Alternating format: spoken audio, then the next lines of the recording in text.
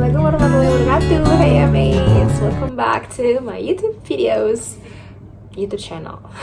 Well anyways, jadi pertama-tama sebelum memulai ngomong panjang, aku mau ngucapin terima kasih banyak buat teman-teman yang udah subscribe dan juga udah kasih komen banyak banget di video-video yang sebelum ini, karena ternyata responsnya sangat-sangat positif. Aku kaget banget pas ngecek views di my previous videos di 2 video ini, itu tuh ternyata banyak banget dan baik banget yang ngerasa terbantu, dan banyak banget orang yang nanya tentang apalagi sih persiapan yang aku lakuin, dan apalagi sih tips and trick atau apa ya info-info terkait IELTS yang aku bisa share. Cuman ternyata banyak banget juga yang masih belum tahu nih IELTS itu sebenarnya apa dan gimana persyaratan-persyaratannya buat ngambil IELTS, atau kenapa sih kita harus ngambil IELTS. So I'm gonna give you like a very general information about that.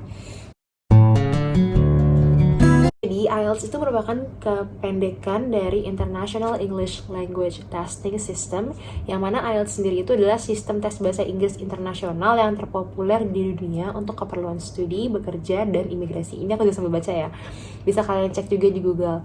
Nah, kenapa sih kita harus ngambil IELTS? Karena biasanya untuk negara-negara yang membutuhkan, karena bahasa Inggris itu adalah bahasa internasional, jadi ketika kita mau beraktivitas yang resmi seperti belajar atau bekerja di dunia luar, di luar Indonesia, kita harus mengambil penyetaraan dalam sertifikasi bahasa Inggris. Nah, biasanya orang itu memilih mengambil IELTS. Keselak. Oke, lanjut. Nah, IELTS sendiri itu ada 2 jenis, ada IELTS Academic sama ada IELTS General Training. Ini tergantung kita mau daftar ke institusi mana, atau kita mau daftar sekolah, atau mau daftar pekerjaan di mana. Dan mereka akan kasih persyaratannya itu lengkap. Mereka butuh nilai IELTS di academic kita atau IELTS General Training. Nah, itu tipe soalnya itu beda di 2 jenis tes itu. Gitu. Nah, untuk aku kemarin kalau untuk studi biasanya mereka akan minta IELTS Academic. Di IELTS Academic ini juga ada 4 komponen tes yang perlu kita ikutin untuk dapat nilai. Yang pertama itu adalah reading atau membaca. Jadi kita akan dikasih teks gitu, ada 5 teks atau 4 teks, aku lupa. Totalnya ada 40 soal kurang lebih, dan itu dia akan ada pilihan ganda yang mana kita juga harus jawab pertanyaannya itu berdasarkan dari bacaan yang ada di teks. Ada juga isian singkat yang lagi-lagi jawabannya itu semuanya terdapat di teks. Itu yang bagian pertama, yaitu reading. Yang kedua itu adalah listening. Kalau listening sama aja, soalnya ada yang pilihan ganda, ada juga yang isian. Nah itu kita dengerin tapi bukan baca. Jadi kita dengerin conversation orang, kita dengerin cerita orang dalam bahasa Inggris, dan kita isi jawabannya berdasarkan cerita dari yang kita dengarkan itu. Nah, yang ketiga adalah writing. Writing itu kita akan dibagi dari 2 tas. Tas pertama kita akan dikasih sejenis tabel atau grafik, dan kita harus menulis 250 kata berdasarkan tabel atau grafik yang kita lihat, atau informasi apapun ya, bisa juga maps juga sih, tergantung jenis soalnya kayak gimana. Tapi biasanya informasinya itu berupa grafis ya atau gambar. Nah, yang kedua adalah tas kedua dari writing adalah membuat sebuah esai argumen kita sendiri. Itu ada pertanyaannya. Jadi biasanya di soal itu akan dikasih thesis statementnya itu apa. Nah, kita disuruh membuat esai atau menulis sepanjang 400 kata tentang topik yang dikasih itu, tentang pertanyaan yang dikasih itu.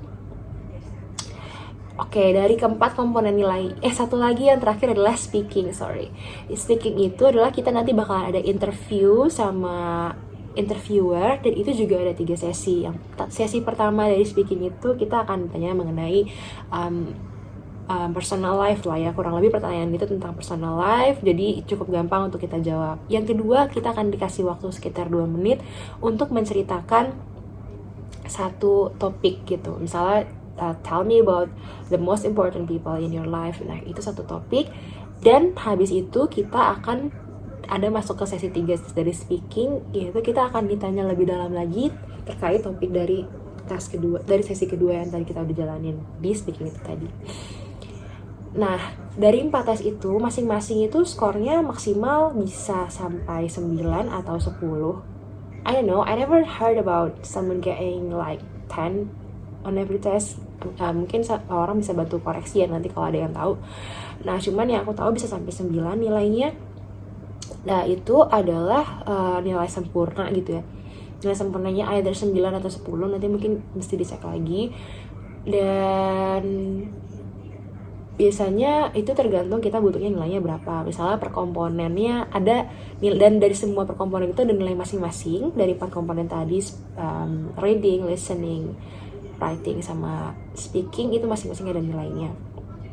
Cuma untuk beberapa kampus mereka akan mensyaratkan nilai total. Di situ juga kita akan dapat nilai total keseluruhan. Jadi misalnya nilai total rata-ratanya itu 7, tapi nilai per komponennya itu harus 6 atau 6,5 gitu. Itu makanya aku cerita di video aku sebelumnya kenapa aku nggak lulus, karena sebenarnya nilai total aku tuh overall udah bagus gitu. Cuman ada komponen writing yang waktu itu aku masih di bawah 6,5, makanya nggak bisa.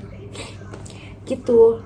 Terus kalau ada yang nanya lagi, Kak, tes IELTS itu di mana sih? Nah, tes IELTS itu bisa di mana-mana, di setiap kota tuh bisa dicek masing-masing ya di kotanya. Apakah ada lembaga yang menyelenggarakan tempat tes IELTS? Bisa menjadi tempat tes IELTS. Ya ampun, sorry guys, I think I a bit. Nah, tempat tes. Kita juga harus cek ya, dia tuh lembaga resmi atau enggak, atau dia cuma bikin tryout IELTS doang. Nah itu juga harus diperhatikan, jangan sampai kita udah daftar nggak taunya kita salah gitu ya, bukan tempat tes beneran gitu. Setahu aku ada beberapa lembaga sih yang aku tahu ya, yang emang udah cukup besar dan biasa menyelenggarakan IELTS test ya, dan itu udah valid tesnya.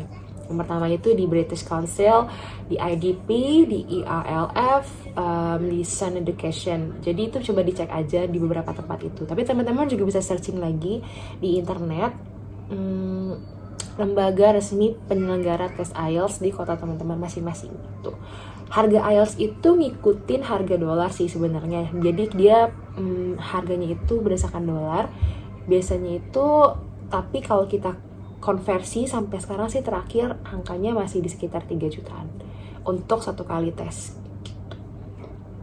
Nah kalau misalnya untuk nilainya sendiri yang kita butuhin, lagi-lagi tergantung kita kebutuhannya berapa. Ada, kalau teman-teman mau sekolah, teman-teman harus ngecek nih sekolah yang teman-teman tuju itu butuhnya nilainya berapa, nilai totalnya berapa, sama nilai masing-masing komponennya berapa. Jadi jelas nih belajarnya mau seberapa giat dan seberapa keras buat mencapai goals tersebut gitu.